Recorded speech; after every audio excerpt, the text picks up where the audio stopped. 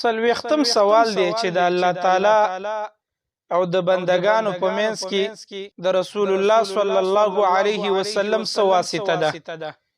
جواب: د الله تعالی او د بندگانو په منځ کې د رسول الله صلی الله علیه وسلم واسطه تبلیغ دی. تبلیغ چې د الله تعالی پیغامات د هغه بندگانو ته بیان کې او ور ورسوي.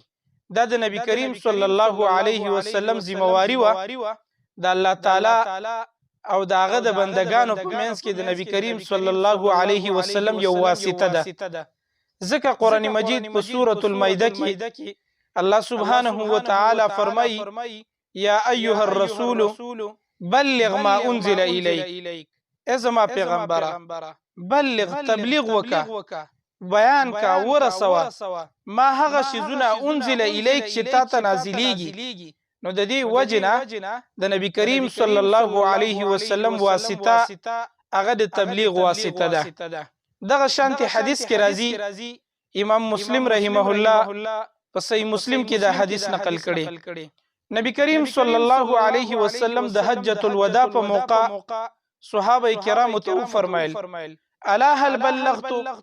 ای زما صحابه کرامو ما ته جواب راکړئ، آیا ما تبلیغ تاسو ته کړی دی؟ ما خپل ذمہواری ادا کړې ده که نه مې ده ادا کړې؟ نو صحابه کرامو ورته وفرمایل: نشهد انک قد بلغت.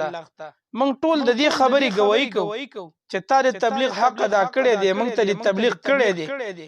نو صحابه کرامو په جواب کې نبی کریم صلی الله علیه وسلم او فرمایل: اللهم اشهد، الله ته گواه شه چې ما تبلیغ کړی دی، کومه ذمہواری چې تا ما ته حواله کړې و هغه ما پوره طریقې سره ادا کړې ده. نو د دې وجنه نبی کریم صلی الله علیه وسلم واسطه د الله تعالی او د بندگانو په منځ کې د تبلیغ واسطه ده.